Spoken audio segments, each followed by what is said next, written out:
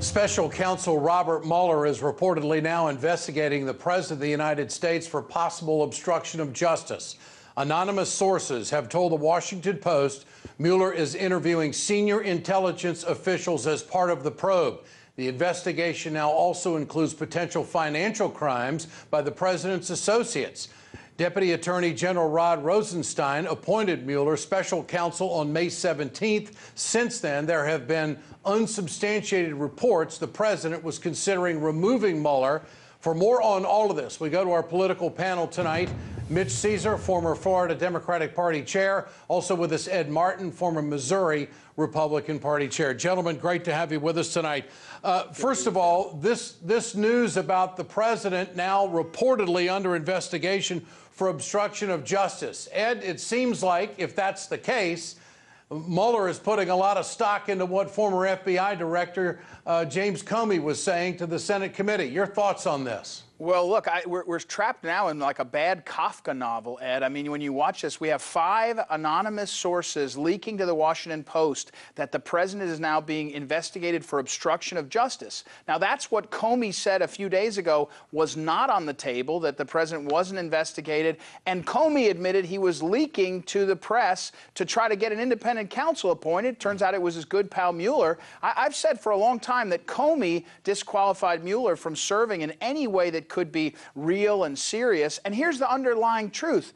Everyone that looks at this, it's not obstruction of justice. It's not indictable. It's not a real charge. So they're trying to take down the president and make it so he can't function by leaks and innuendos. And when will the Washington Post and others say, who are these 5 leakers? I mean, how do you govern and lead the country when leaking is happening every day?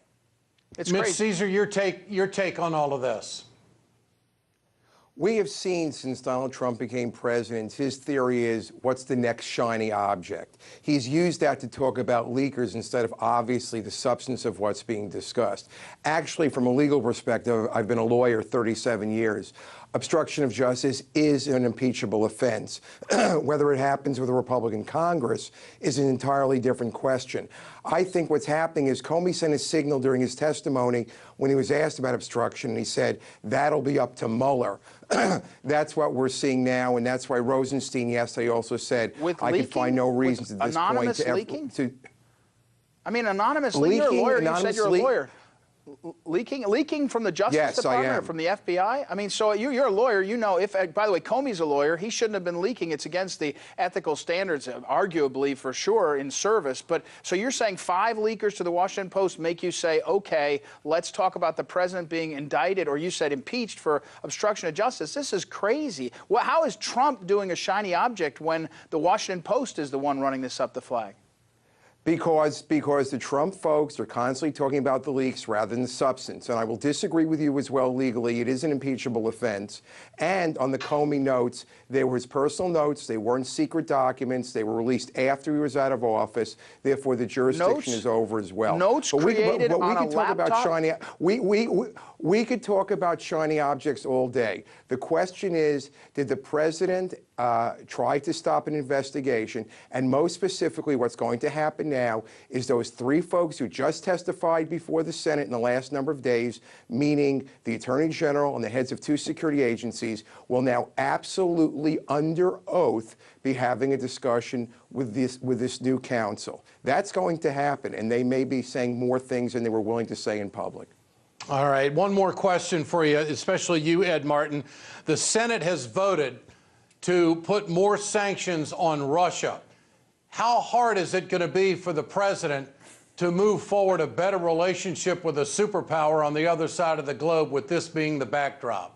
Well, I think you've already seen Tillerson signal that there's problems with that bill. I mean, that there's guys in the Senate that just want to, the same ones that, by the way, are making it difficult for Trump, McCain and Graham, are trotting out this kind of enemy, positioning. I think Trump is so bold. He's just not in the same model as these other politicians. I was with somebody today who said they've never seen a guy like Trump who does what he wants and not what the polished political correctness says. Okay. So I think it'll be fine. I think the problem is they're trying to box him in.